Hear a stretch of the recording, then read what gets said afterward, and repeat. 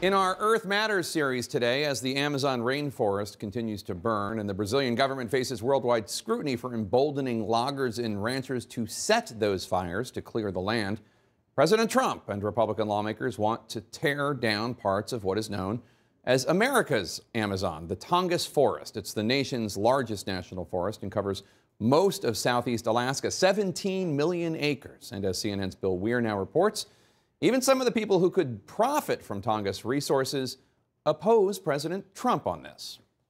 In the hottest Alaskan summer on record, amid countless signs of a climate in crisis, a camera phone captured a Republican fundraiser on Kenai Peninsula, not far from the Swan Lake fire, now burning for over 3 months. The President of the United States cares about Alaska. With Donald Trump on speaker, that is Alaskan Senator Dan Sullivan holding the phone and swatting at hornets.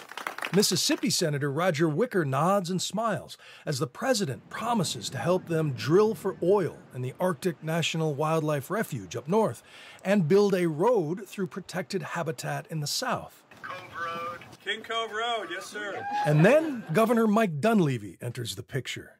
He's been bonding with Trump during Air Force One refueling stops. He's doing everything he can to work with us on our mining concerns, timber concerns. Often bringing a wish list of rules and regulations he wants overturned in the interest of creating new industry. He's a great guy, and he's doing something with your logging and all of your other things. We're working on that together, and that's moving along. And when the president mentioned logging, they knew exactly what he meant.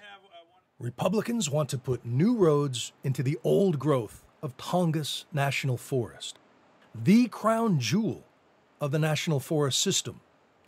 You know, we're very much against that. And I would say first that there's nobody in this town that a mile of road here or there would benefit more than me. Gordon Chu runs a father-son timber operation. So you built this yourself, the whole house? Yep. And while he believes old-growth spruce and cedar can be carefully harvested one tree at a time, he's terrified of a move back to the clear-cutting days of old, when ancient ecosystems were turned into paper.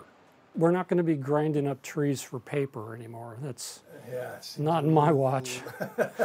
When you build a road, you don't know what's going to come down the road. And the reason that you would build $1 million a mile road is to extract resources big time. Former Mayor Art Bloom tells me the roadless rule is the result of decades of negotiation to protect a place that soaks up more carbon dioxide than anywhere else in America. You can never have this again, once you cut it. Right. It's going to come back as an even-aged stand that needs to be managed. And that's a plantation, not a forest. Then it's a plantation, and that won't support the wildlife that this supports. This just into CNN. Bears do poop in the woods. And the bears in these woods poop salmon, the most incredible fertilizer, the kind of fertilizer that grows cathedrals like this, and these days also fuels a multi-billion-dollar fishing and tourism industry. So in Alaska, if you're going to talk about cutting down 500-year-old trees, even if you're the president, you're going to make some fishermen really angry. What's your reaction? That's one of shock and dismay, I guess, after all the work that we put in to keep this area roadless and keep this as pristine as we possibly can. And would you characterize yourself as sort of a tree-hugging liberal? No, not at all. Not a tree-hugging liberal at all. And the governor and the president, this is what I'm saying. Do not do this to us. We need to keep this place intact as much as we can. Oh, and Captain Tuck wants me to remind you, these are your trees, America.